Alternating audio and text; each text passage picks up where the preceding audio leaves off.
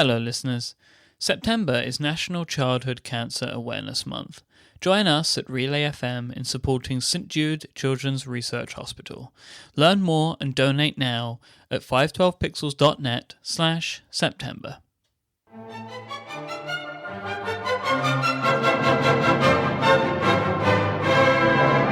It is the 23rd of September 2014 and it is Tuesday. Welcome back to Connected on Relay FM. This episode of Connected is brought to you by two fantastic sponsors, and that is lynda.com, where you can instantly stream thousands of courses created by industry experts. For a free trial, visit lynda.com/connected, and Harry's, an exceptional shave at a fraction of the price. My name is Myke Curley, and today I am joined by Mr. Federico Vitici. Hi, Federico. Hello, Myke. How are you? I'm doing very well. It's been a great week. I'm happy to be here, and I'm happy to be here with the guys in the chat room.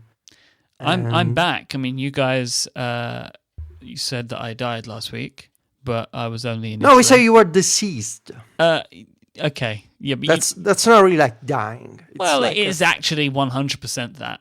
No, it's like a fancier way of ending your existence. Oh, okay, not dying though. Yeah. It was fun. I listened to the show on the plane back from Italy. I enjoyed it very much. But I missed you. I missed Stephen. Stephen's not here. We'll talk about that in a moment. And I'm glad to be back on the show. I love this show very much, and so I'm happy to be here. Yeah, I missed you too, especially the way that you handle the introductions. Because it's like me and Stephen, we're waiting for you all the time. So when you're not here, it's like there's a presence on Skype. Like, it's kind of weird and unsettling. So it's much better when you do it like when you introduce us to the world. Thank you. Stephen does a great job, but it's like you are the glue that keeps us together. You warm my heart, Federico Vitici. So our brother-in-arms, Mr. Stephen Hackett, is not with us today because he has some fantastic news. As of yesterday, which was the 22nd of September, the Hackett family welcomed a new arrival, Jude Stephen Hackett, a little baby boy. So congratulations so much to the Hackett family, to one of my best friends in the world and the co-founder of Relay FM and his lovely family for their fantastic, beautiful little addition to the Hackett families. Congratulations, everyone. Yeah. So send your congratulations to @ISMH for the birth of his new son. But we do have, Federico, we have such a huge show today. Why? How so? Oh, it's been a slow month for Apple News. Well, I've dreamed up some topics, and we're going to talk about some of my hopes and wishes for the next 2 hours. What do you think about that? Cool, yeah. Well, before we get on to my hopes and dreams, we do have a plethora of follow-up, which I have to run through this week. This is definitely Stephen's domain, so we're going to see how we go. So our friend, the wizard, Carls the Grey, he sent to us a tweet in which he attached another tweet. He sent a tweet with a tweet? Yes. That's a real wizardry, yeah. Well, that's the way he works. This tweet by Jeff Lamarche, which says, with iOS 8, it almost feels like some apps have been reverse Sherlocked, like 1Password. Federico, what do you think of that as an assessment? That's a great point, but I wanted to add a few thoughts. Okay. The point is that because of extensions, I think Jeff, his point is that because of these new technologies, apps can be better integrated in apps like Safari or other Apple apps that have a share sheet. And for instance, now 1Password can be launched directly in Safari, so you can fill your logins on web pages, and that's a great point. But there's still the fact that because of how Apple designs things, there are still many limitations. For the kind of access that third-party apps get to the system. So in 1Password's case, you could argue that you can use 1Password as a replacement for iCloud Keychain, and that's doable, totally doable. And I'm using 1Password in Safari every day, but 1Password is still limited to the share sheet. You cannot have the same kind of integration and flexibility that you get on OS 10 with the 1Password extension in Safari, which can work in background all the time. On iOS 8, you need to activate 1Password from the share sheet. And so that's one of the first differences from, OS 10 and iOS 8. I would also argue that because of this new secure design that Apple chose for extensions in iOS 8, you're always going to be limited to the so-called extension points. So extensions, and by extensions I mean widgets and keyboards as well, not just action and share extensions. They're always, at least now, they're always going to be restricted to a specific area of the OS. So widgets cannot go on the home screen. They can only be in Notification Center.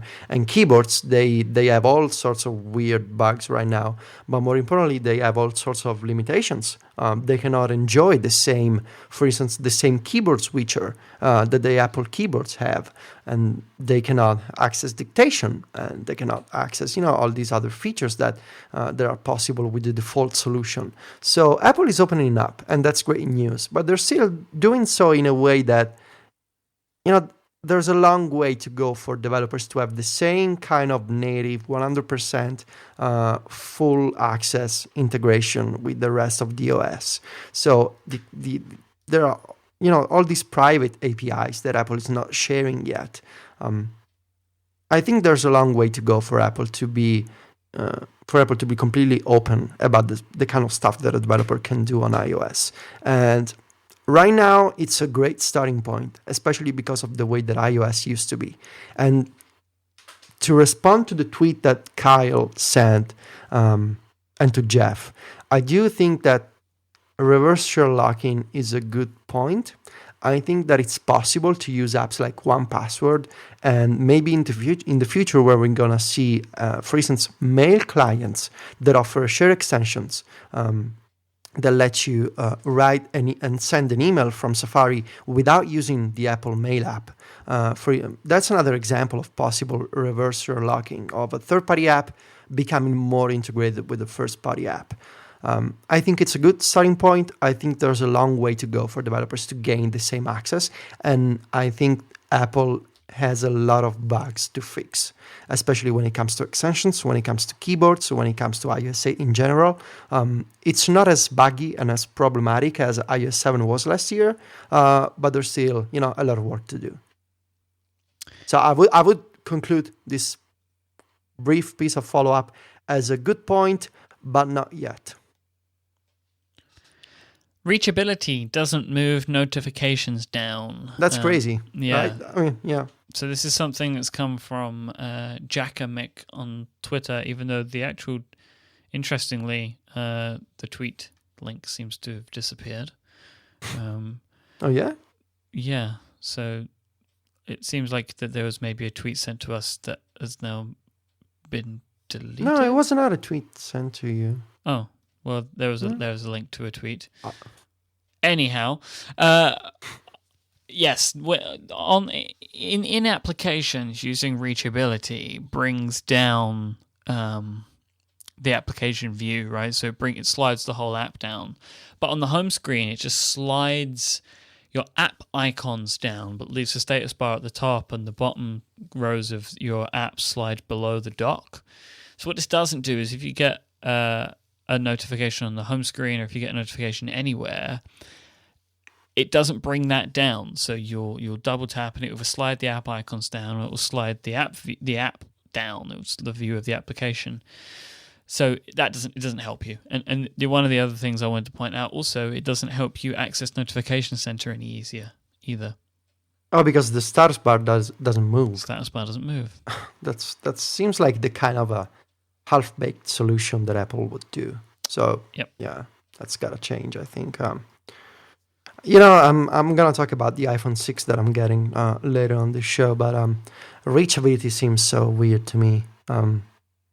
I think it's probably a better solution than what Samsung is doing with the weird phone mode thing. Have you seen screenshots of the kind of one-handed mode that Samsung has on, I think, the Note 3 or 4? It shrinks the apps down into the corner. Like in the corner, yeah. It's like they're punishing an app for existing. And probably reachability is a better solution. It still kind of confirms that, a 4-inch phone was the biggest size that Apple could do to allow people to still use just one thumb to interact with the device. And now, the screen is bigger. The screen may be better. It's awesome. It's a large screen, but still, you remember the old commercial about the iPhone 5 and the 4-inch display? Yep. I wonder how Apple feels about that, because even the new phones, right? If you go to the website, and I talked about this last week. The tagline is bigger than bigger. It doesn't really explain why bigger is also better. And then there's the new commercial that the company aired last night with Jimmy Fallon and Justin Timberlake. And one of them is called Huge. And basically it's Fallon trying to explain why. It feels like an episode of Connected, honestly. There's Fallon trying to explain why the bigger screen is better. And in the background, there's Timberlake just saying huge. Yeah, but it's huge. Oh, it's so huge. This is like 30 seconds of this. And so it seems to me that Apple just wanted a bigger screen just because consumers want bigger screens. But there are some consumers that don't want bigger screens. They're fine with the 4-inch display. So I would be really surprised if the 4-inch display doesn't come back at some point. Well, it's not gone away yet. You know what I mean? No, I'm not being... I'm not trying to be facetious. Yeah, no. I know, because I saw this argument for people that try to be, smart in this way. People don't want to feel like second-class citizens. You cannot tell people, yeah, but you can get a 5S for like $99. What's the price now for free? I don't know.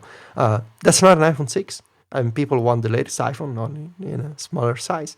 And I have quite a few friends actually who are not seriously buying an iPhone 6 because it's bigger. I'm sure, the numbers, they speak for themselves. Apple sold like 10 million iPhones in a weekend.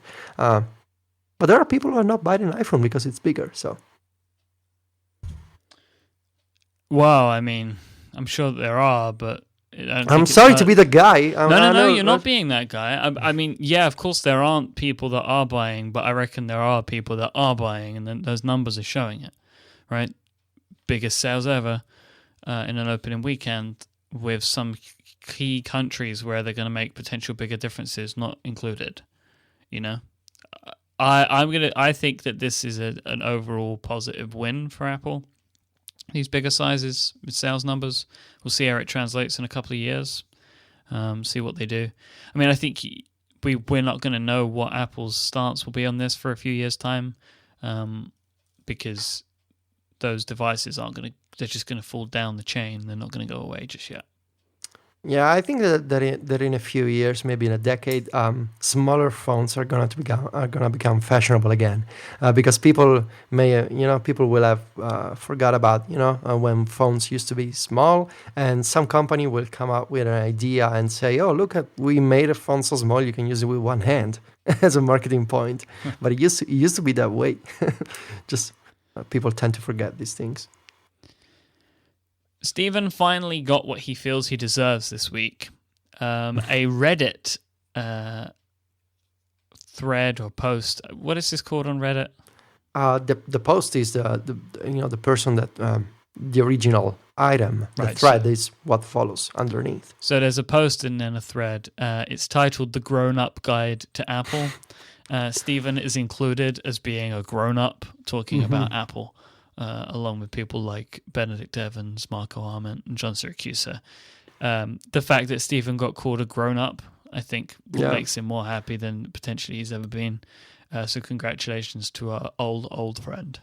Have you seen the top comment? No, what is it? Yeah, just scroll. Let me see. What have we got here? I'm in good company. Cannot forget Federico Vitici's Mac Stories, by far the best coverage of all things iOS and software and productivity. And just below, Jason Snell. Jason Snell. Yeah. Comes right in there. By Jason P. Becker, fan of the show, friend of the show. Yeah, I never understood how comments on Reddit really work. I guess you can vote comments too, and comments have points. It's quite difficult to understand. Apparently, Red King 315 in the chat room says that I'm mentioned in there somewhere, which is nice. Nice to know. Yeah. Topic 0 for today. I just wanted to touch on very quickly your output last week. Mm-hmm. Bravo. Thank First you. and foremost. I'm actually not 100% sure how you're still here. An incredible amount. So I want to ask you a couple of quick questions about the amount of articles that you wrote last week. So how many articles did you have up on launch day?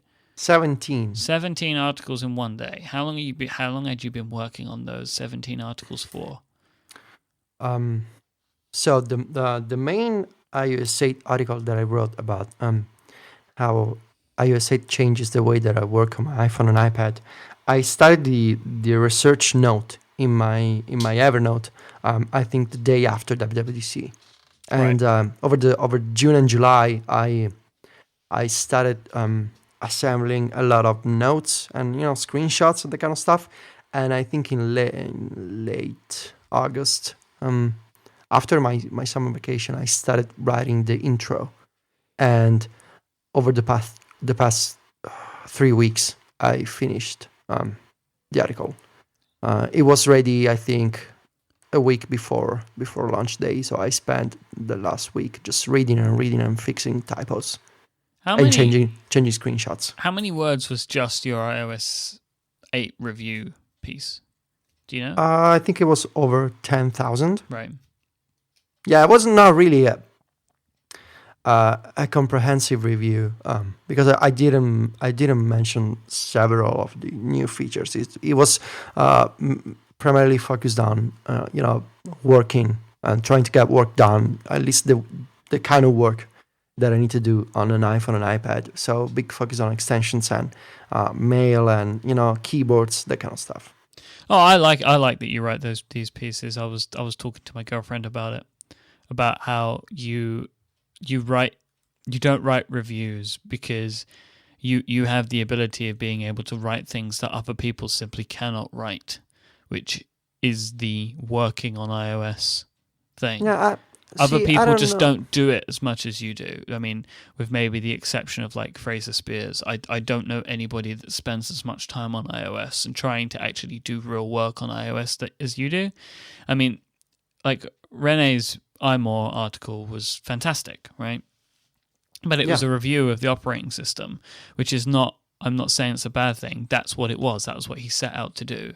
But your review is your just how it changes the way that you work, and I don't think anybody else can credibly talk about it in that way.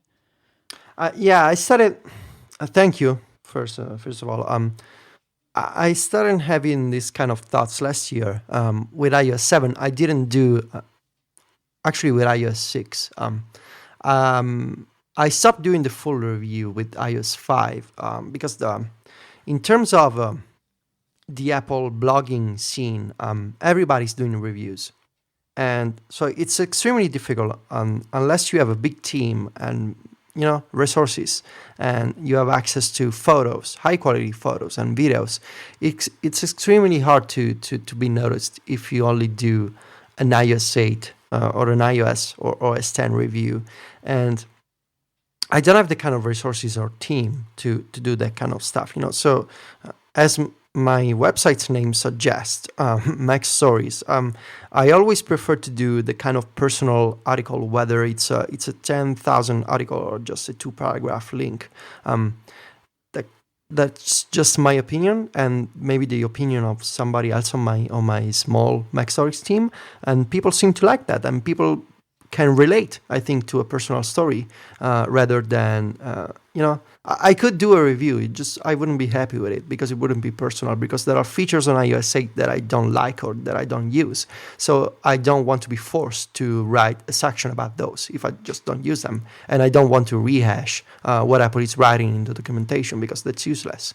And so yeah, thank you, Myke. I appreciate that you like my approach. Other people seem to appreciate it too, because it was I think the biggest iOS 8 quote unquote review iOS 8 review that I've done so far in 5 years on Mac Stories.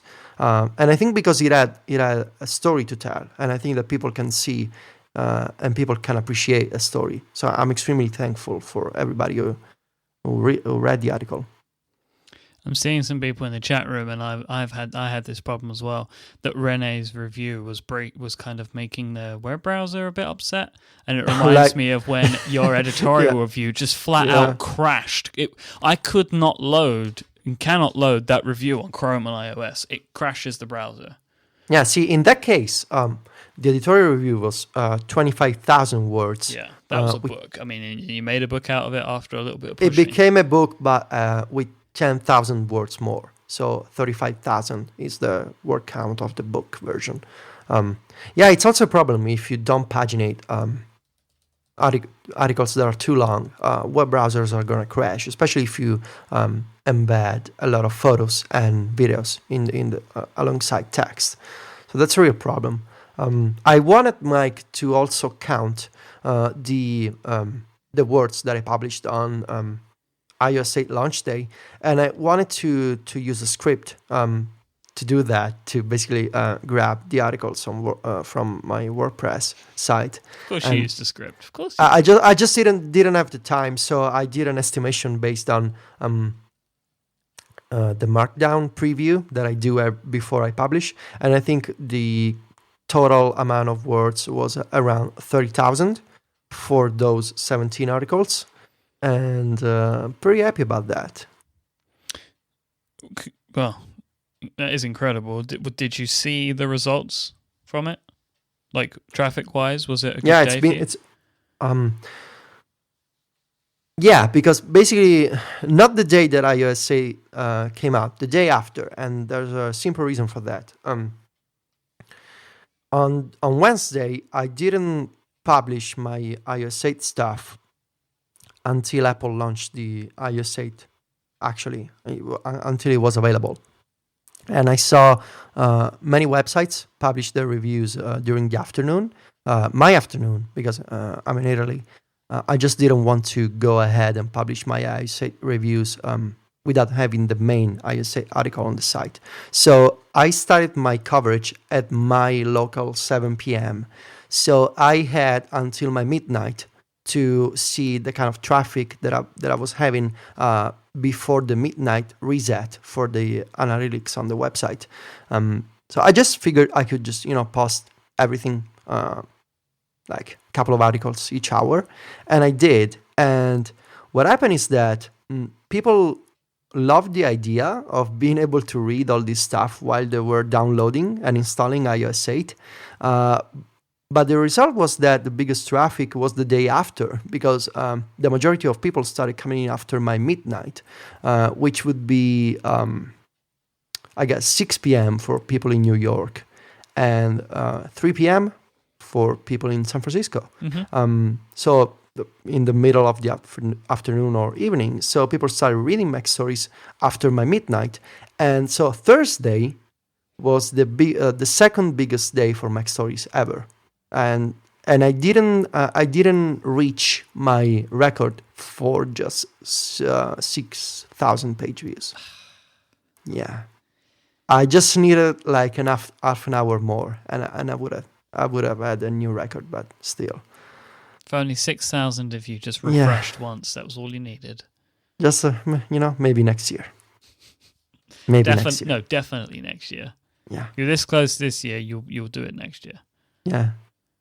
Yeah, my girlfriend was really upset that I didn't reach the record. She disappointed.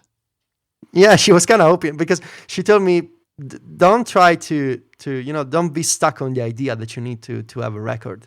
But then when she saw the numbers, she was like, no, we need to, we need to beat the record. Oh. Yeah, but the 6,000 people that just didn't want to visit my website. It's fine. It's been an amazing day, and I want to thank everybody for the feedback on Twitter, the emails. Seriously, thank you. It's such a privilege and for me to be able to do this stuff for a living, and I appreciate the fact that people tell me that the articles are useful, because I that's what it really matters to me, that the articles are useful. I want to be of some utility to people, so thank you. So let's take a quick break, Federico, to talk about our first sponsor this week.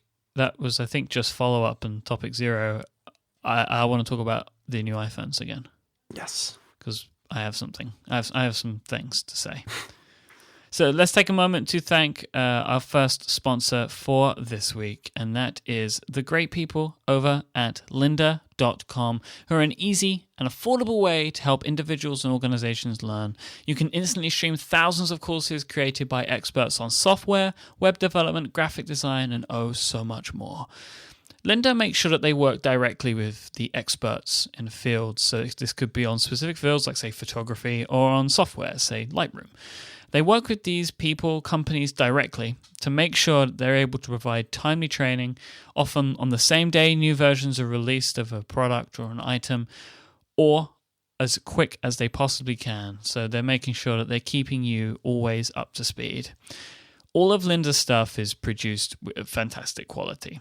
These videos are they're just great to look at, which is a really important thing for me. You know, I think that Lynda get it right, like the exchange. You know, you pay them for this great content. They produce this great content to you. They make the content look good and sound good, and so you feel like you're just getting a great deal out of it all. You know, so you're paying for the access to professionals, and these professionals are giving you their knowledge in a professional looking and sounding way. These aren't like, it's not like a guy in his bedroom like me talking to you. It's these people who are in studios. They've got all this fantastic equipment around them. I find it just a really refreshing way to get this sort of information. All of their courses are broken down into bite-sized pieces, so you're able to learn at your own pace, and you can also learn wherever you want, whenever you want, with their apps for iPhone, iPad, and Android. What I like to do when I'm watching courses on Lynda, I watch the video on my iPad, and I kind of follow along with the actual project files or with the apps, like, say, Logic on my Mac. Right, so I'm watching it on the iPad, and I'm going along on my Mac and sort of following what they're doing. So because I learn very well like that, and that's what Lynda enables me to do.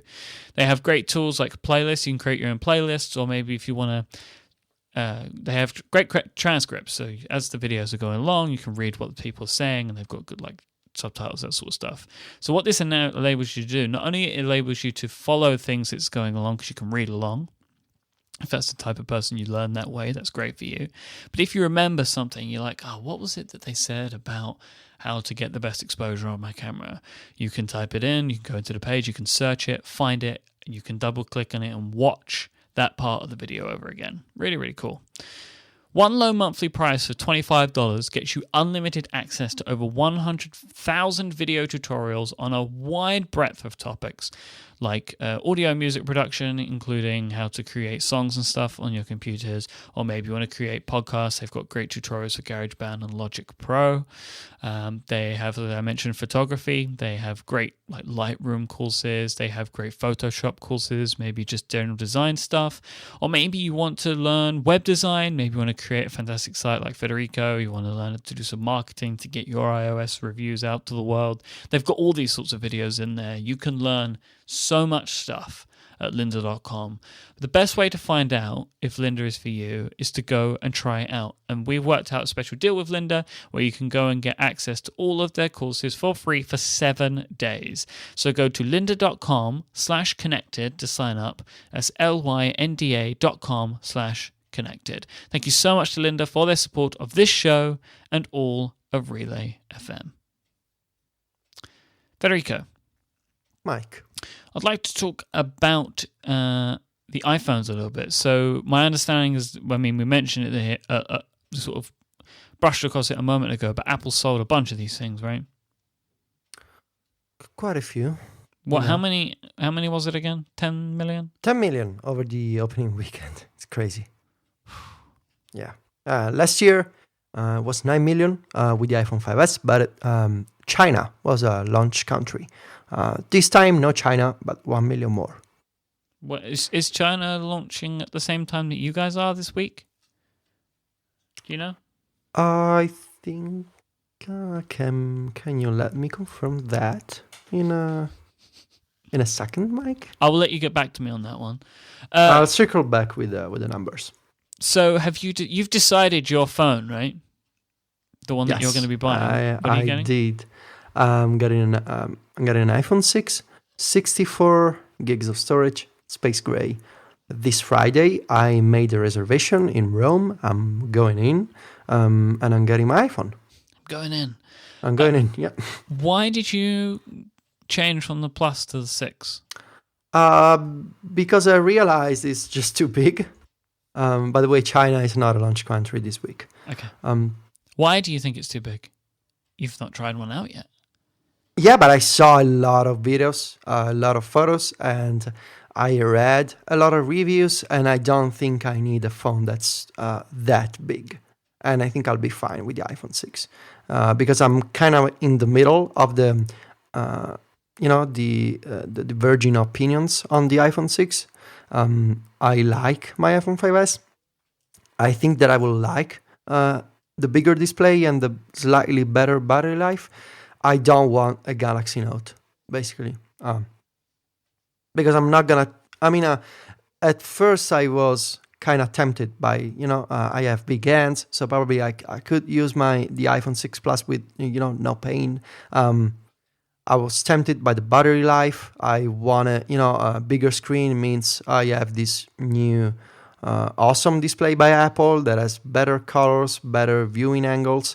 But then I realized that I don't really want a huge phone, and so I want to continue with the smaller phone available, with the iPhone 6 and with my iPad Mini, and I think I'll be fine.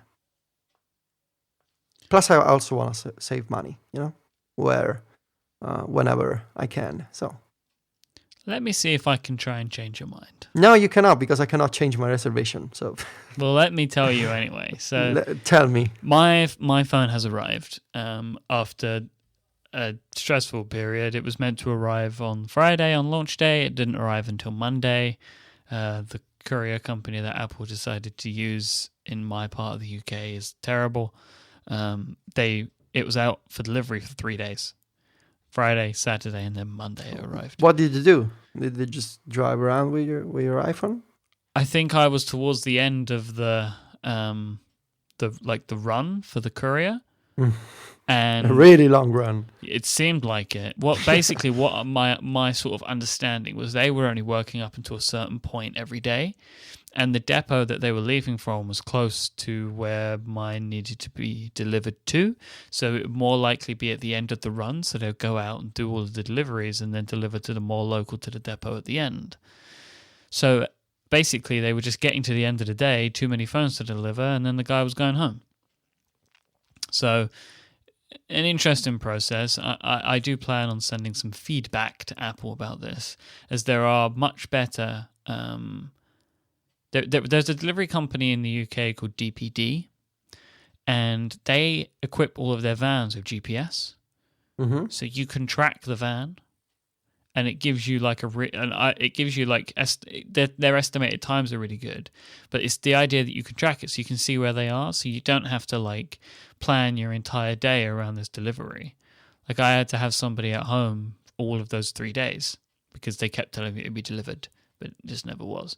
And I've had problems. I've had notorious problems with this company, and I don't understand why Apple are using them. It doesn't make sense to me. They are really bad. It's a company called UK Mail. They're just shocking. So, hey ho, this is a little rant for you, which probably only I care about, but trust me, guys, I did care about it. So I received a 6 Plus, 64 gigs space gray. It was in my hands yesterday for the first time. And I have spent a full 24 hours with the device now, and I have some thoughts, Federico, that I'd like to share with you about my time with the device. Cool, and it's kind of like I was just taking some notes about the things that I was encountering. So, how did you take your notes? In Google Drive. In Google Drive, but it's hidden from you. Okay. So you can't. So you won't spoil yourself by reading them. Nice. Okay. It's big. It is just big. It's flat out a large, huge phone. It's insane. I forget how big it is, and then I pick it up and remember how big it is. But then sometimes the interesting thing is, whilst using it, I then forget again, because it has a way of I don't know what it is, but like you pick it up when the screen's off, and it seems a lot bigger than when you turn the screen on. I can't really explain much more what that means because I don't fully understand this phenomenon yet. But when I pick it up and the screen's off, it feels a lot larger. And then when I turn it on and start using it, it doesn't feel as big anymore. And obviously, it's just a perception thing. I do feel like I can use this device, and I have been using this device.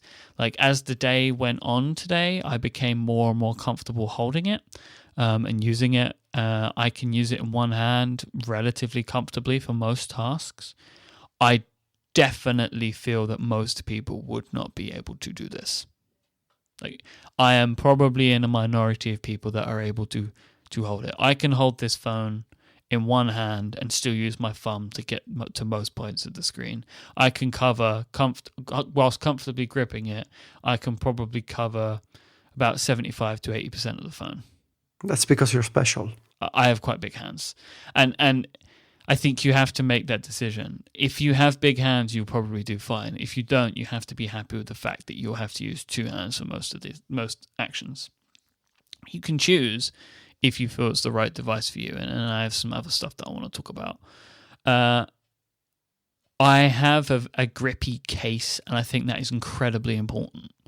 So I bought a case in advance on Amazon by a company called Spigen. It's a clear case, but it's made of like a rubber, so it's got a nice grip to it. It's not crazy, but it's just enough that like if I have my hand out flat, I can have, my phone I can have it like facing up, right? I can't think of what the angle would be, but it doesn't slide out on my hand if I raise my hand up, basically. And I can hold it flat. And what it does, it enables me to not have to grip the phone too tightly. So I can kind of rest my fingers on the back, put one of the corners just gently rested onto my palm, and then I'm able to easily use the phone. I don't need to support the phone by the bottom, by the fact that I'm using a grippy case. And I think that's why Apple has silicone cases for these devices. I have a silicone case on order, for one of the official Apple ones, that will not be shipping until October for some reason. I ordered it at the same time that I ordered the phone, in the same order, but the case won't come until October. And I went to the Apple store today. I'll tell you why in a moment. And I wanted to try and get one of the cases, but they only had black, and I didn't want a black one. I've ordered a blue one. A blue case? A blue case, a bright blue case. What kind of? What's the color of your iPhone? Space gray. Huh. I like the bright colors. I also want to get the green case too. I think they look cool. The green case? Yeah, the lime green one. I like it. This is one of your things. This is like one of my the things. stickers and yeah, I get it. Yeah. I like it. I like the bright colors and stuff like that. Yeah. So I feel self-conscious using this phone in public. Why? In public. But the same level of self-consciousness I had with the first iPhone. It stands out like the first iPhone did, and people spot it and they can be like, that's the new one. Because I think people wouldn't necessarily recognize the 6 as much. The 6 is Probably bigger. It's definitely bigger, but it's not as noticeably bigger as this one is. So people could be like, oh, if they see a 6, is that the new phone? I'm not sure. Is that the new one?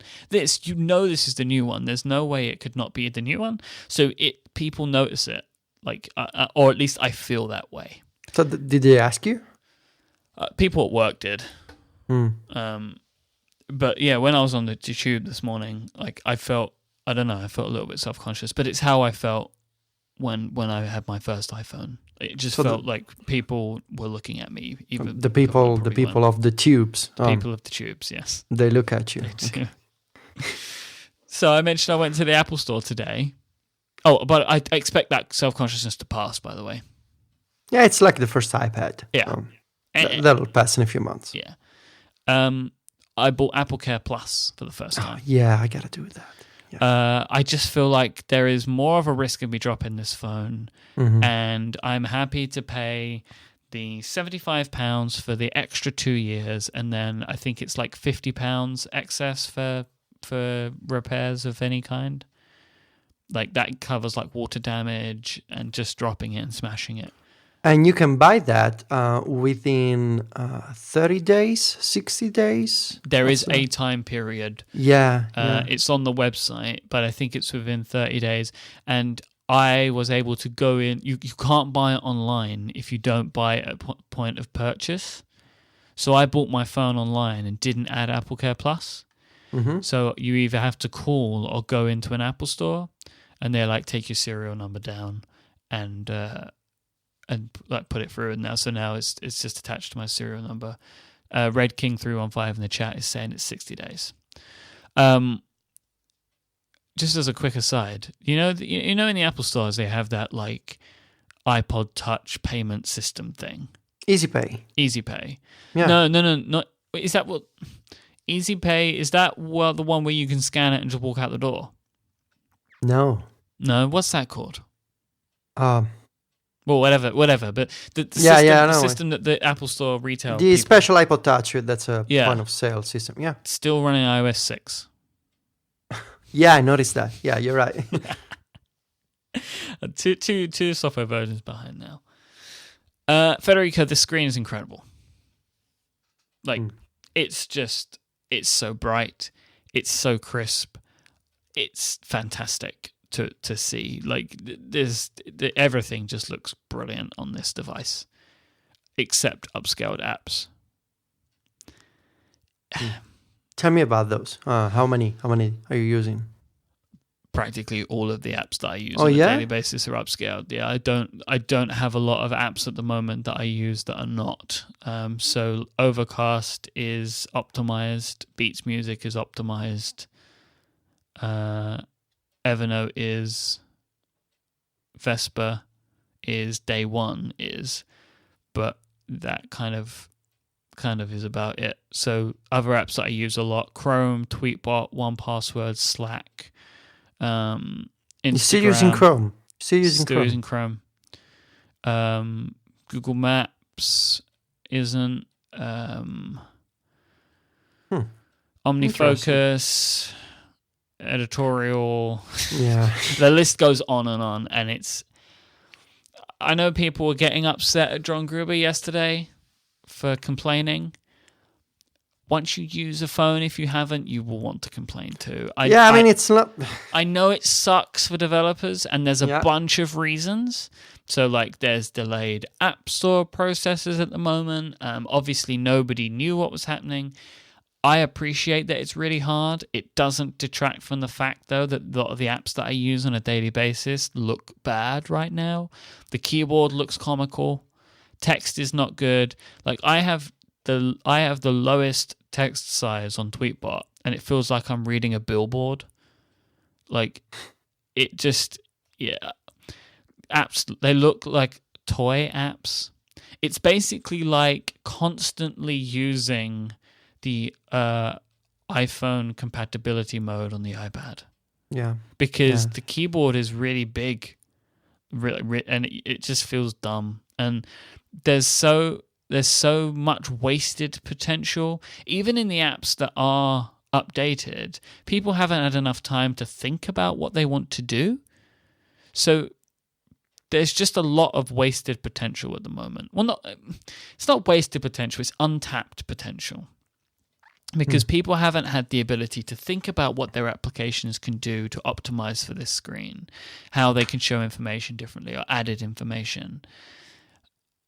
But the kind of the upside of it, I felt this earlier. I had the phone in my hand and I was walking, and it feels like a device with immense potential. Why? Because the screen is so big, you can put a lot of stuff on it. And if developers really embrace it and start to think about what they can do with the additional layout stuff, like the landscape stuff and things like that, or just in general how to optimize better for this screen, even for the 6, but definitely for the Plus, I think that there's some real interesting things that could happen. And don't you think that was the case with the iPad before? Oh, for sure. Why is it different in this case? Because it's the iPhone? Yeah. Because it's in my hand constantly. It's in my pocket all the time. It's But it depends, right? Depends on the pocket that you have. Yeah, it fits perfectly in my pockets. I mean, yes. I mean, of course. But I think that there's so much that can be done. Because So you think an that iPad is an iPad, but your phone is your phone. And I think that the phone is a more important device to many people, including me. Mm-hmm. Yeah, I can see the point. So basically, you're saying that the bigger screen has more potential on the phone than the tablet because the phone is everybody has a phone. Yeah. Whereas the tablet, some people have an iPad and some people don't. And also as well, like, I know it's not as pocketable, but it still is a portable device more so than the iPad Mini. Are you seeing the the new gate that there's this year about the iPhone? Bend gate. Bend gate. Yeah, so people are bending their phones. Yeah, I don't really know. I guess by sitting on a phone. Who sits on the phone? I mean, I don't know. In my opinion, if that's happening because people put it in their back pocket, then they don't deserve to have their phones. Well, keeps the phone in his back pocket. I don't know. Or keep it in your back pocket, but don't sit on it. Why would you sit on it? No matter how big it is, why would you do that? Every year there's a new iPhone, and it feels to me that I'm becoming more detached with reality and the stuff that people do to break their phones. I know. I don't know why. There was the year that people were holding their phones with like weird combos with their hands and fingers, and there was the antenna gate, and then there was what was that? With the iPhone 5, there was the scratching right on the back, and there were like people using their keys on the back. Who does that with the keys on the phone? Last year, what was that last year? Touch ID. Touch ID. So everybody was basically having problems with their fingers, and everybody had moisture on their fingers. Or just severed fingers and the potential ability to use a severed finger to unlock the phone. Yeah. So people say, "Oh, you could have you could replicate my finger using this material, and then you could steal my phone, and then unlock." Yeah, people are just crazy. They find all sorts of things too. So this year, people are sitting on the iPhone. Just so weird. There's a video going on, Myke. I'm sure you can find the link. There's a video of a guy who says that the iPhone 6 Plus can be bent. And sure enough, if you watch the video, there's a guy applying pressure by bending a phone. So if you want, and if the people in the chat room want, I can find an old console in my house, and I can try to bend it, and I can try to prove that if you bend something, it's going to bend. And also, people that do these things bend their phones. Lots of money, I assume. They have no right to own this device. There are people. I went to the Apple Store today. There are people that have clearly still been queuing there for hours. If all you want to do is, okay, great. Give me any piece of technology, and I'll find a way to destroy it. Yeah. Like, I can do that. I have the ability. I have a very particular set of skills. I can destroy any piece of technology. I could cook pasta with my new iPhone 6 Plus. Exactly. I mean, if you boil your phone, it will not work anymore. Will it boil? We should have a serious. I really. It was fun to watch everybody independently come up with the "will it bend" joke today. Yeah. So coming back to this. The new keyboard buttons are really cool. Feels like something you'd love, and I know that the 6 has some of them, so that's great. There is one glaring omission. So you have on the 6 Plus, you have cursor placement, right? So you can move the cursor backwards and forwards. You can cut, copy, and paste. You cannot select. Yeah. So to select text, you still have to tap it and highlight it anyway. So then the cut, copy, and paste buttons appear. You should be able to select text in some way, even if it's just holding the Shift key and moving the cursor buttons back and forth. What happens if you select and then hit the arrow keys? I'll find out for you. Thank you. So let me go into a text message. Yeah, and so you want me to. No, go to a note, not to a text message. You cannot select text in that way. Okay, so in the Notes app? Yeah, just type something and try to select a word and then use the arrow keys. I'm curious. I don't know what's going to happen. So I'm writing hello. So you want me to select it by double tapping it? Yeah. If you press the arrow keys, it just undoes, what happens? It undoes the selection. No, seriously? Yeah. Oh, It moves the cursor to the start or end of the word. That's dumb. Okay. Because in my opinion, it should be like you hold the shift button and move the cursor keys and it should select. Yeah. But it doesn't do that. That's probably going to be an iPad feature. Yeah. But I feel like that is an easy fix, and they should have had it. It should go in my opinion. But they are really cool, though. The buttons are really cool to have. I like that they're there. That's a private API, and another example of the kind of stuff that third-party developers cannot do. Apple has a cut button, I think, and a paste icon. Cut, copy, and paste. Yep. Cut, copy, and paste, and the paste is a glue button. Yep. It's terrible. There's also a bold button. Yeah, fantastic metaphor. I was tweeting the other day with my friend Zach Saichi on Twitter, and I told him that the bold icon on the keyboard is because the landscape keyboard on the iPhone 6 Plus is the business keyboard, and the regular keyboard is the party one. So the iPhone 6 Plus has a party mode in portrait and business in landscape. I like that. Because that's when you want to do all the fancy formatting. When you do your serious emails and spreadsheets, you want to make things bold. I don't know why they chose bold. That's probably because Tim Cook likes to make things bold. I don't know. I honestly don't know. It's the business keyboard. I told you. So here's a really weird thing that I've just noticed, right? So if you type a word and it's incorrect, right? It's trying to correct it. Like the OS realizes that the word is not correct, so it selects it for you. Mm-hmm. You know what I mean, right? Yeah. You can then, at that point, when it's selected like that, you can bold and unbold the text. But when it is selected like that, you can't cut it. What? Exactly. Seriously? So there just hasn't been enough thinking through of it. There must be a bug. I mean, there are some bugs with the way that works, and I think it needs people to use it like this to realize it. Yeah, there was the review on The Verge that basically called all the new software features of the iPhone 6 Plus glitchy, and it was strange because the overall review was positive, and they actually praised iOS 8 for all the new features. It's just they said the 6 Plus features were glitchy. I think all of the new iOS 8 features are glitchy. Yeah, it's glitchy, but not as bad as last year. But weird things happen. So like every time I pull down Notification Center, everything just moves slightly, which is weird, right? All of the widgets, they just move a little bit. Oh yeah, that's. Have you tried to disable? Yeah, I know what you mean. It's like the wiggling. Just like wow. Oh, sorry. Have you tried to disable the weather widget in the Today view? No. Because basically, if you disable that in the privacy settings on your iPhone, otherwise, every time you open Notification Center, I think the widget is gonna geolocate you. You know? So I disabled the widget because I don't really need it anyway. See, that's one of my things with weather apps. Why would I need a widget to know what the weather is like if I can just open my window and look at the weather? I never really got the reason why people want the current weather conditions. Can you just look at the sky? What's your email address? What's my email address? Yeah. It's vtc@mykestories. Great, because you'll get a lot of complaints.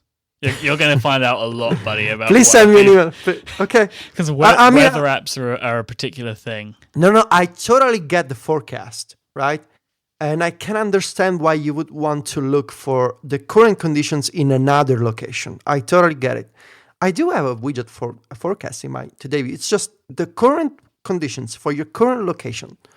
Why would you want to need that information if you can just look at the sky or, feel if it's hot or cold? I don't know. I'm going to get a lot of email and hate. I know that. The nice thing is that people are always kind to me, and I appreciate that. Except when you say that the weather apps are dumb. No, I'm encouraging them to go out and enjoy life and look at the sky. Uh-huh. See, I'm not making fun of them. I'm sending a positive message. The sleep button, the sleep wake button. Is that what it's called? What is that button called? Sleep/wake. Okay. It's taken some getting used to. Oh, yeah, because it's on the side. Yeah, when I was in the Apple Store today, the Apple Store guy had my phone and like he needed it because he needed to take the serial number down and the screen locked and he was trying to touch the top. He was like, I just can't get used to it. I'm like, neither can I, buddy. We're in this together. The speaker is super loud. It's tell me about that really because that was one of my loud. questions. Yeah, it's loud. It sounds fine, but it's loud. It's a lot louder. Like, is it Skrillex loud or is it I can listen to podcasts loud? It's I can listen to podcasts loud. I can Okay. listen to Skrillex too, but not at that level. Mm-hmm. Probably Skrillex is going to bend your phone. Most likely. Here's the big one, Federico. Battery life. Okay. So you will know that one of the main reasons I got this phone was for the battery life. That was one of the I said it before the event. If Apple gives me a phone that has increased battery life, I will buy it because that's what I want the most out of my phone. So typically on a daily basis, and I checked this yesterday because I wanted to kind of take a mental note. I leave the house between 7:30 and 8 a.m. My commute is about an hour and a bit. That's when I'm using my phone quite intensely, checking emails, tweets, listening to podcasts, all basically at the same time. Replying to text messages, replying to messages in Slack, stuff like that. By about 10 a.m., so I'm at work at 9 and I'm, doing whatever for an hour, my phone typically would be around 60%, I reckon. So this is before the iPhone 6. This is with my 5S. Okay. 60% already. About mid-morning. 60%, yeah. Okay. Well, not even mid-morning. Like it's Not even morning. mid-morning. It's morning. No, that's mid-morning. That is mid-morning. You actually gave the complete accurate description of mid-morning. Okay. When I got to work this morning, so we could be looking at 70% usually, it was down to 90%. Wow. So, same tasks as usual. Same tasks. Wow. 90. I would typically charge my phone about twice before getting home. That may be like not necessarily full recharges. Let's say it went through one full recharge a day. My phone lasted today until 7 p.m. It's 12 hours. Crazy. Now, I wouldn't get until 12 p.m. at daytime before needing to charge my phone. And this is on 4G. 4G, I used my phone as intensely as usual, and I thought I would check it. 7 hours and 50 minutes of usage. Mike, I'm so sorry, and I apologize already for bringing this up. Is this a fresh install of iOS? I'm going to take a quick break. So I want to talk about that. So this episode today is also brought to you by our friends at Harry's. Harry's was founded because shaving can be expensive and frustrating. The process of shaving your face can be annoying, irritating, and sometimes painful, and the process of buying shaving products can actually be even more so. Harry's was formed because of this. One of their founders, Andy, was fed up with the poor experience of purchasing products, being made to feel like a criminal in the store by having them have to unlock the blades from the cabinets, having to beg the staff in the stores to do so for him, and then having to refill the blades at an overinflated cost whilst still being unsatisfied with the end result. Well, this is why Harry's was created. Harry's creates products with a super cool brand and design that actually speaks to you, its customers, and they do that with a simplified ordering process, snazzy website, and beautiful products. Now, Harry's were lovely enough to send me some stuff to try out for myself. Now, the box, so I got one of the kits, so that's the sort of the Harry's kind of starter kit. The box is just beautiful. The packaging is so thoroughly thought out. So when you're opening it up, it's a really nice experience. It feels very premium, and I really enjoy that. That sort of first opening experience, and Apple kind of really pioneered this. That opening experience is important. It's one of your first interactions with the brand, especially when you're buying things off online. If they come to you, you don't really know what they're going to be like. You open them up, it looks fantastic. And this design extends to the products themselves. So what the set that I have is one of the Winston sets, which features a razor with a handle that's made from aluminium. It's really light, it's easy to use, it feels great, it has a good solid feel in the hand. It's a nice classic look to it, and I found it fantastic to use. This starter set is an amazing deal. For $15, you get a razor, foaming shave gel, and 3 razor blades plus free shipping. The blades are really smooth and they're really fairly priced. They're about half the price of big brands and they ship for free to your doorstep. Harry's actually bought the factory in Germany that creates these blades. They're that well made that they had to make sure they would always have them. Now, personally, I keep a beard, so I don't shave every day, but I do like to stay looking my best, and this does mean a couple of times a week needing to neaten things up a bit. And Harry's is my choice to do that, so I like to neaten up the edges and take care of my neck and stuff like that. Federico, I'm sure you understand these things. You're a man like me. Mm-hmm. Harry's make products that I'm happy to put on my face and use on my face. And that's kind of quite an important thing, That is a blade. I am happy to put their blade on my face. It's my choice, right? Harry's is the product that I choose. Harry's have launched 2 new products for their range, a foaming shave gel and an aftershave moisturizer. So these are brand new products for Harry's. Their shaving gel is really cool. It feels super smooth to use and it smells fantastic. I love that it's a gel, right? You put the gel on your hands, you rub your hands together and it lathers up into this foam. I just like that. It feels like some sort of weird science. Yeah, I'm the same. Yeah, I'm listening. It smells really great. It's made of a combination of licorice root extract, cucumber, and aloe vera, which is super fancy and makes my skin smell fantastic. And their aftershave moisturizer is made of the same natural ingredients. It feels great on my skin. It doesn't leave me with an oily feeling like I've had with other products. And even more important to me, this is something that my girlfriend agrees that I should be using to keep my skin looking and smelling good after I shave. So you may not think that moisturizer is important, but trust me, it is, and Harry's is top notch. All of this is fantastic, and you should try it out. You can experience a clean, close, and comfortable shave with Harry's. At the moment, Harry's is only available in the US, and I have a great deal for those of you that are in the United States of America. Go to harrys.com, and you'll get $5 off if you type in the coupon code CONNECTED with your first purchase. That's harrys.com and enter coupon code CONNECTED at checkout for $5 off and to start shaving better today. Thank you so much to Harry's for the support of this show and Relay FM. So you asked me a question and I planned to do it this way because I wanted to drop the bombshell on you, Federico. Okay, do you want to keep it for last? I don't know. No, that was the end of my kind of hardware. Okay. Point. Do you have any questions about the hardware specifically right now? Yeah, actually, okay. I do. First, is the camera annoying because it sticks out from the body of the device? So I have a case on my phone, so it's not a problem. Oh, right. So second question, because you have a case, can you feel with the case the curved edges of the display? Yes. The case, I think that better cases could do it better. I mean, I can kind of feel it. I can't feel it as much, but I do definitely feel it. So can you tell me in which direction they are curved? Because I'm not understanding how this works. Yeah, it's difficult to explain. So okay. On episode 1 of Upgrade, which is our new show with Jason Snell, I asked him this question because I'd heard that they were curved and I didn't understand it, and he tried to explain it, and we clarified it on this week's episode. Basically, the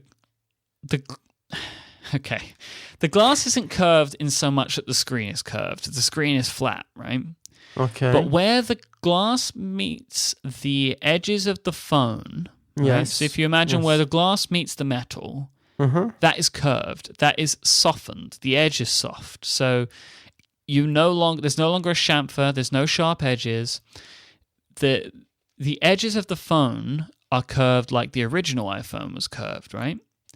So imagine not being able to feel where the glass and the aluminium meet.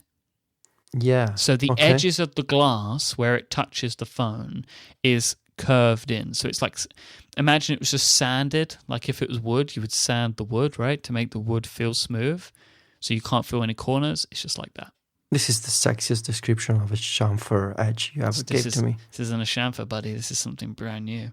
Yeah. No more chamfers. Sounds amazing. Yeah. So yeah, but that does feel good. and you still do kind of fit it with a case, but obviously not as well as if you don't have a case on. So I've just taken the case off, and you can definitely fit it a lot better. Cool. But I wouldn't use this phone without some sort of case on it. Okay, so I have one last hardware question, then you can drop your bombshell. How's the selfie camera? I don't know. Why don't you take selfies? I haven't selfies? tried it. Let me take a selfie right now. Okay, send it to me, please. Okay, I've taken a picture of myself. So let me judge. And you can judge for yourself just how good this camera is. I think it looks pretty good, actually. And I must say, Federico, I look very handsome in this picture. So you must say. One thing that I have noticed is like the focus. You know, these like focus pixels. Yeah. The phone focuses incredibly fast. Like it's focusing before I had the ability to attempt to focus it. You do look good, Myke. Thanks, buddy. Yeah, it's oh man, this is the FaceTime camera? Yeah. Nice. Looks good, right? Yeah. Nice. So, Okay, so listeners of the prompt are familiar with a hashtag called Clean Myke. And maybe for the last year of my life, people have been telling me to restore my phone. I didn't feel like I should have to do it. I felt like Apple should create the devices and the software that they purport to create, and that you can just take your iCloud backup from phone to phone to phone. People are literally tweeting Clean Myke at me right now. Seriously. the Carl's the Grey just tweeted at me. So I have not wanted to do this. I have wanted to keep my backup running, keep my text messages, just keep my phone the way it was, all my settings the way that they are, all my email accounts, all my apps in the place that I wanted them, just to continue rolling that history through with my device. But then I was faced with the conundrum of... This is an epic story, Myke. I cannot wait for the end. Go on, please. Sorry to interrupt. Battery life is so important to me, and so many people tell me you have to restore your device because you won't get the best battery life possible unless you restore your device. You must do it. So I did it. No way. Really? This phone I have not installed from any backup. Oh, you start from scratch. Finally. You did it. No backup will be put on this phone at any point. Oh man, finally. The 6 Plus is my brand new device, and it basically is a few different things. This felt like the right time. It feels enough like a different device. It's like, if I was to buy an iPad, I wouldn't try and install an iPhone back up to my iPad. So there feels like it's a cut off in such a way that I feel like I can do it. I want to rethink a little about how I use my phone, and this feels like the new form factor for me. Like, for example, doing more reading, like I'm getting back into RSS after not using RSS for like 6 months. So I want to get back into thinking about that a little bit more. And honestly, Federico, if I can get analog for a moment, I'm kind of fed up of people telling me what I need to do all the time. Like, you have to restore it, you have to restore it. It was... they're just joking. Not always. There were lots of jokes. People would joke, and I was fine with that. But there were people who were like, you need to do this. No, you don't understand. People trying to teach you? Yeah, like, your phone is clearly corrupt in some way. You must do it. And it was like, I understand what you're saying, and I agree with you. But it's the principle of it that made me not want to do it. But... However, one of the most important things for me, the more I was thinking about this, is I don't have another option. If battery life is the important thing for me, I have to give this phone the best chance possible, because a Mophie case is not possible on the 6 or 6 Plus. The phone would be insane in size. Like, the Mophie cases, they double the thickness of the phone, and they add space on the top and bottom. On the 6 and the 6 Plus, I can't do that. So I felt like I had to give this one the best chance possible. I backed up my important messages using an app called iExplorer. Nice choice, but I would have recommended Discade. But anyway, nice Okay. choice. I just Googled this one worked for me, and it had a nice UI, and I kind of went with it. So you had to use an app on your Mac. Mm-hmm. Okay. Because I was able to back up like the multiple gigabytes of messages between me and my girlfriend, the kind of the ones I really care about.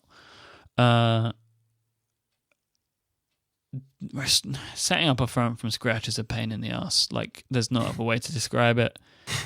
You have to download everything again. You have to kind of like, and there is an element of like adding things as I need them, which is quite nice because I have been feeling like there's too many apps on my phone, but I feel like I can't delete any of them. Yeah, exactly. You know, so this is at least letting me think about doing that. But just doing things like getting your settings right takes forever. Like getting the notification sounds to be the way that I want. Yeah. Setting up my 6 email accounts that I've... See, I have a strategy because I do this every year, possibly 2 times a year, because, you know, when for the first beta and for the first GM. What I try to, because I have your same problem, right? Because I end up with all these apps and all these settings, and I think, oh man, this is going to be such a problem because I cannot uninstall any of these. So what I try to keep in mind is that nobody's going to die if I don't install a specific app. So I feel better just wiping my device because I know that, you know, the world is not going to end. I can download my apps. This seems like a silly tip, but actually it works. Just keep in mind that it's going to be fine. It's just apps. You're going to have the apps back. So every time I start fresh, it's annoying. It's tedious. It's easier because many of the apps that I use are like Dropbox and Evernote, so they just sync. Now it's even that's easier. Part of the problem, though, right? So that's a good thing. Most of the data that I've had is synced over. I have lost some things, but I knew I was going to lose them. So like you know that app that I like, Bird Brain? Oh yeah, you're going to lose the data. I've lost the data from that app now. But you know, I knew that there was some stuff that I was going to lose, and I kind of just faced it. But I had to download all of my Evernote notes. I had to download all of my music in Beats. I had to download all of my podcasts, like multiple gigabytes of data. I don't have the fastest internet connection in the world. It takes days to Myke, get if that you only ask me about Bird Brain and all those other apps, I had just the teacher tip for you. What is it? The app that I told you, Discade, it lets you back up individual apps as IPA files, which are, you know, the file format that apps use in iTunes. Only these files, they contain an app's documents and libraries. So you can just, you know, generate these files, save them on your Mac. And for instance, for apps like BirdBrain, they store documents locally. They don't have a cloud backup feature. When you're done, you just drag and drop this file from your Mac to your phone using Discade, not even iTunes, just Discade, and you have the app back with all your data. Awesome. iExplorer does do this, so I'll just do that. Oh yeah, they have the same feature? I think so, yeah. Yeah. They said it. Very similar apps. So I'll double check it. Otherwise, what's that other app? Discade. Oh, I think actually it changed the name last week, so it's no longer Discade. I think it's Myke. It's a quite funny name. It's iMazing. Oh. Yeah, I know. It's iMazing, but it works really well. Okay. It's iMazing. That name is kind of unforgivable. Yeah, I know. Okay, I'll take a look at that. That's a really good. I didn't think to do that. I saw it when I was doing the settings, and I was like, yeah, I don't think I'll need that for anything. But you're right. That's a good idea. Yeah, these apps look very similar. All right, I'll take a look at that. That's a good idea. I'll kind of see what I'm missing and what I'm not. You're looking in the chat room. There are people mixing your name with iMazing. iMazing. Yeah. Okay, guys, we get it. Where was I? You were talking about these apps. Yeah, I mean, so it's good to have all that stuff, but it just takes forever to get, you know, to download all your Beats music again and things like that, you know. Oh, and Federico, arranging home screens. Oh yeah, that's. I know. It's I an know. added nightmare now. You've not come across this nightmare yet, buddy, and you will have seen people complain about it. The way that the phones work now and the reachability that you have changes the way that your home screen needs to be designed. So I used to put like some of my most used apps on the top rows, but that doesn't make sense anymore. So Messages, probably my most used app, maybe other than Tweetbot, but I've never put Messages in the dock. It was always top left because that was where it came with on the original iPhone, and I was just so used to it. It's now in the bottom left, but not on the dock, because top left is one of the hardest places for me to reach because I use my phone with my right hand. Yeah. But now I put the phone icon on the top right because I like to have the phone there, but I don't use it that much. So I put it in, top left, because that's like the most misused place. But now I'll keep opening the phone app instead of the Messages app because it's like 7 years of muscle memory. I want to send a text message, top left. But so my home screen feels like it has no order to it. Yeah. Because I don't know where anything is. So you still have to rearrange everything. I've put it in what I think is a logical order, but it's not an order that I'm used to, so I don't know if it's the order that I'll stick with. And also, arranging icons on iOS needs to change. There is no reason that I shouldn't be able to just put them anywhere. I mean, if Dante were to write the Divine Comedy these days, I'm pretty sure the arranging icons on the iOS home screen would be a near circle of hell. I agree. It's I don't know. It doesn't make sense to me why they have to snap to that grid and they have to fill top left along. I should be able to have just the bottom row if I want. It doesn't make sense to me why they I think that this is the time they should have made the change, but they haven't done that. But anyhow, that's kind of it for me, I think, Federico. For my experience of my 6 Plus, I'm sure I will have more experiences. Yeah. There was something I wanted to kind of add about reviews of this device. Okay. So basically all of the reviews that came out at embargo time were from people that I respect, including my new co-host Jason Snell. People that you read and trust. People that I read and trust, exactly. And on the whole, people were quite down, especially John Gruber, about this device. There is a lot of negativity about this device. I think the problem that I've found is because then I read a review like our friend Gabe Weatherhead's review at Mac Drifter about the 6 Plus, and there's some positivity in there, where all of the embargoed reviews were quite negative about the device, as in, it's a great phone, it's a good phone, but nowhere would I use it. This is ridiculous. Why would you want to use it? Nilay Patel's review was actually pretty good. And I think that it shows what I'm trying to get at, which I haven't even nearly tried to explain yet. I think that many of the embargoed reviews are by people that would never have chosen this device. So they had a bias. Their bias was, this is not the device for me, so this is a bad device, which is not the wrong. That's not wrong. I mean, that's the way that you judge these things. But basically, I feel that the people that a lot of the reviews that came out, they would never have rated this device well. So it maybe tarnished the view of a lot of people into thinking, well, they think this phone is bad, it must be bad. But I think the people that then want to use the device, would have wanted the device like myself, will review it a lot higher because they can see more potential in it and its use and how it would fit them. Am I making sense? Yeah, absolutely. So, I read a couple of reviews. I have a few in Instapaper. It seems to me that the problem is that most of the tech press was so in love with the idea that the iPhone needs to be a one-headed device, and now that Apple sent them this new device, they didn't like it, but they had to, to still write a review, because if anyone follows what Apple tends to say, it's the Apple press. Now I'm not saying that these people are dumb.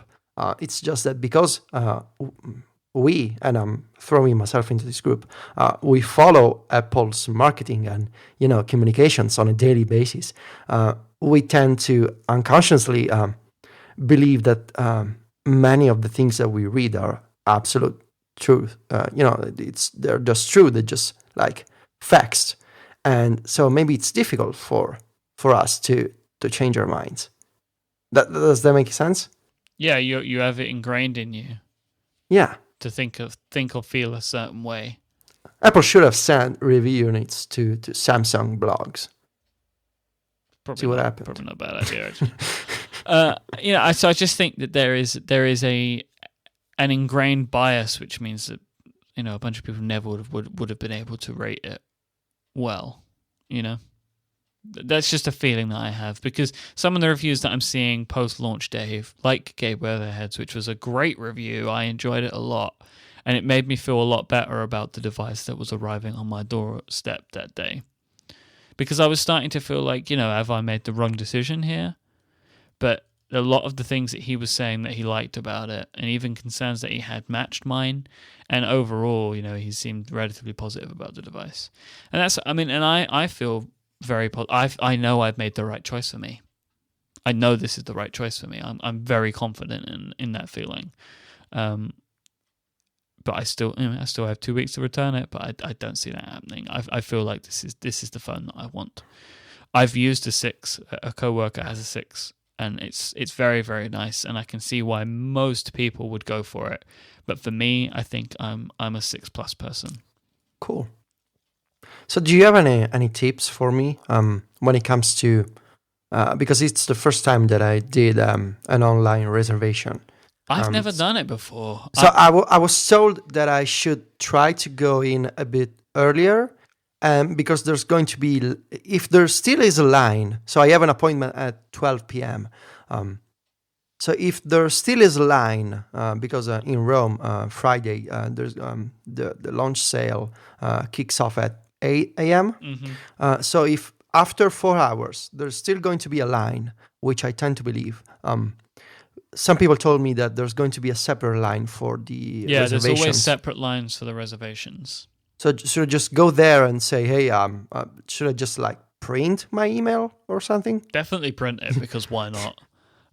You can never be too... Or I should have it on my iPad, maybe. Take your iPad in and have it printed. But show them a workflow. I do think you want to get there early, at least an hour early, I think, because there will be a line. There'll be a big line.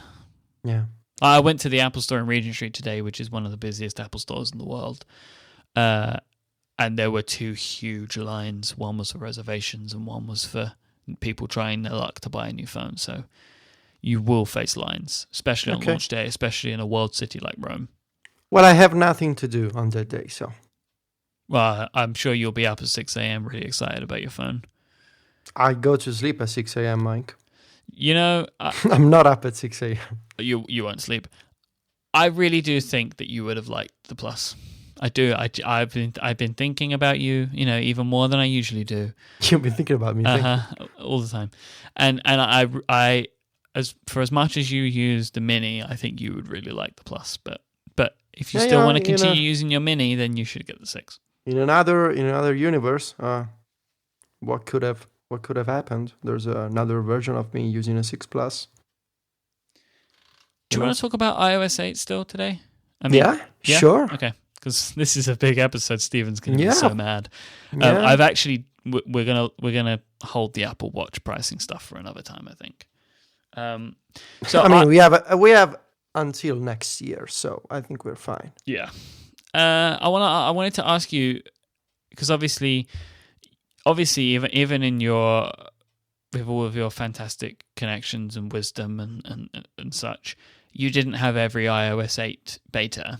Of course. So has there been anything that's caught your eye since launch day to now that you wanted to point out about like any cool iOS 8 apps or stuff like that, or widgets, extensions, that kind of thing? Yeah. Um,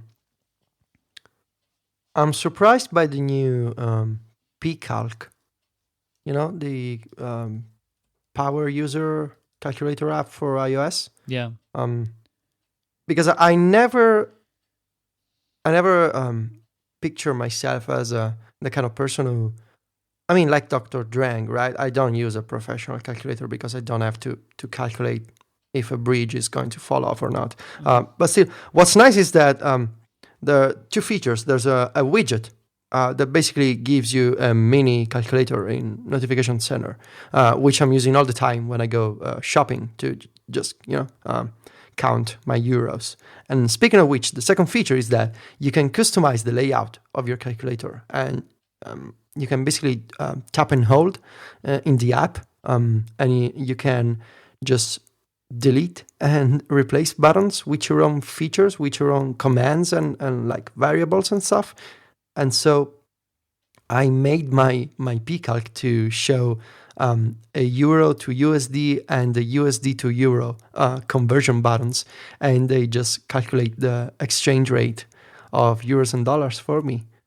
So that was a nice surprise. I'm looking forward to an update to the Sunrise calendar app, which is going to add a notification center widget for the calendar, which I want to play with because what's nice about Sunrise is that they show you icons for your events. So if you have something like meeting or like phone call in your event, you're gonna get a nice phone icon. If you have Skype, you're gonna get the Skype logo. So it really helps me in quickly, finding events on my calendar. And another surprise was this bundle by this company called Avanio Labs. They make three apps: Pace Plus, Agenda Plus, and Forecast Plus. And I bought these apps as a bundle on the new iOS 8 App Store. And I'm using Pace Plus all the time. It's basically this super simple widget that lets you perform actions on anything you copy. And it's not as geeky as something like Drafts or Launcher Pro. Basically, you copy text, you get buttons to message the text or search for that text in Safari. You copy a link, you can open the link in Safari or just like send it to Instapaper. And that's super simple and super nice. Other big app updates that I didn't have access to. There was the food tracking app that I use, LifeSum, was actually updated to have HealthKit integration on iOS 8. Then Apple had an issue with the Health app on launch day. They had to pull all the apps that had health integration, and now LifeSum added a new widget in Notification Center that lets you see at a glance all the calories that you have eaten on the current day, and like there's also it's organizing breakfast, lunch, dinner, snacks, and exercise. So that's a nice way to quickly see how much pizza I can still eat today. Do we know anything about what's happening with HealthKit? Yeah, it's coming back at the end of the month. End of the month. Yeah, I think so. The big app that I didn't have a beta and that I really, really like is Pinterest, because they have a new share extension that lets you pin anything from Safari to your Pinterest account. You can, and this was a demo at WWDC. You can just hit a Pinterest icon in Safari.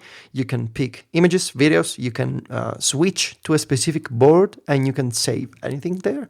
And that's really, really nice. I don't have many new apps on my iPhone and iPad because basically what I'm seeing is that either big companies shipped iOS 8 updates on time, and some of those I had access to, others I didn't, but I'm not interested into. Other developers were ready, and I had betas, and other indie developers, so smaller companies, they're still working on their iOS 8 updates, so I still have to wait. I don't have basically all I have right now is keyboards and widgets, and my prediction that it's going to be a problem to choose with all these widgets is coming true because I'm I need to cut down on this list because it's useless. I need to scroll my today view, and that's really not the point. I'm looking forward to Twitter updates, either Tweetbot and Twitterific and the Twitter app, because I don't think I only think the Twitter app added interactive notifications, but that's really it. They don't have like their own custom share sheet because of course Apple has a Twitter share sheet already, and it'd be strange to have another one. But I want to see what the Icon Factory and Tapbots do. Yeah, that couldn't come quick enough, especially for 6 Plus support. And also, the Twitterific update just went live on the App Store. Oh yeah, let's see. Yeah, there's I saw a tweet that it was processing, and a guy on the chat room said, "Red King, thanks, Red King." He said that it just went live, so I'm checking as we speak, and of course I don't see it because I'm in Italy. Yay! Yeah, I don't see it either. Twitterific actually looked okay anyway on the 6 Plus. Tweetbot does not look okay, but you can kind of configure the with the settings with text and stuff for it to be. It looked a lot more appealing, basically. There's this great little utility that I'm using. It's called Metaphor. It basically lets you. It is a photo editing extension. So you use this in the Photos app, and it lets you remove metadata, like GPS and EXIF information from your photos. Yeah, and that's super handy because otherwise I would have needed I needed to open an app and import my photos and then save back the copy without the metadata. And now I can just do that in the Photos app with an extension, and it's much, much better than before. I do that when I don't want to share where I am. Not that it's a problem, because I mean, if anyone wants to come see me, I'm happy. I'm always happy to have friends.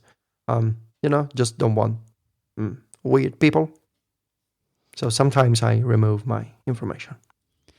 There was one last thing that I wanted to ask you, and that we could both do this. If you just want to run through your Today view, I'd like to know what widgets you have. Like, what do you have enabled? Right now? Yeah. Okay, so keep in mind that I need to do some spring cleaning. Yeah, I think everybody does, so I don't think we can judge you on that one. Anyway, top to bottom, Evernote, Paste Plus, Clips, which is not out yet. It's coming out soon. It's going to be great. Agenda Plus, Launcher, which is it lets you set up shortcuts for apps, basically using URL schemes, and you can launch them from Notification Center, so anywhere on the system. Workflow, also coming out soon. You can follow updates at Workflow HQ on Twitter. This other one that I bought yesterday, World Time Widget. It's a time zone widget. Only that unlike other apps that display a list, this is a more horizontal layout time zone widget. It's nice. There's this bundle of widgets that they come with this app called widgets only without vowels. It's just WDGTS widgets. And there's a calendar month view. There's a currency converter that is nice. It's got a custom keypad in there. Then I have pCalc, Forecast Plus, and finally Live Sum. I think that I'm gonna drop Forecast Plus because I really don't care about the forecast all the time. I'm probably gonna drop the currency converter one because when I need to do a conversion, I can just open pCalc. I'm gonna keep pCalc because the calculator, the general purpose calculator in Notification Center is really handy. And but you have it in Control Center, right? Yeah, pretty much. What's the difference? The calculators are probably gonna do some spring cleaning there. I'm gonna keep Evernote and Paste Plus because they're too handy, and Clips must have. You will see in my review, Myke. I'm excited for Clips and workflow. Yeah. I think that the launchers and these clipboard things, those are the most useful ones so far. I'm gonna keep those. I will drop Agenda Plus and add the Sunrise widget. It reminds me of the early App Store days. I was just trying apps and apps and apps, and that eventually led to one of Mac Story's best, most prolific periods. So I'm really optimistic about iOS 8 and iOS 9. So do you want to know what mine are? Yeah, sure. So I use weather and calendar. Okay. Then I have OmniFocus, time zones from Jared Sinclair. Mm-hmm. I use that widget there because I have lots. Evernote, Pedometer Plus, and then just tomorrow. Pedometer Plus, huh? Yeah, nice. I am going to reinstall because I had this on the 5S from that widgets, the currency converter, because it was really simple rather than having a full calculator there. I like that one. Yeah. So the koala in the chat room brought up a great point. He asks if I'm gonna go through my old workflow again around January when things settle a bit. Definitely. Actually, at the end of a year, I always do the My Must-Have apps series. And this year is going to be a great one because in December, so mid to end December, I will have the time to really understand what kind of apps I use or what are the apps that I just bought because I was curious. And it's going to be a great one this year, definitely. So I'm gonna keep you guys updated on all these apps. It's just so much stuff, Myke, happening. Seems to me that these new widgets and keyboards, they opened up a lot of possibilities for developers. I do believe that Apple is going to start, kind of rejecting some ideas, probably. I know that the app review team, basically they found themselves in the situation of having to decide what to do with all these keyboards.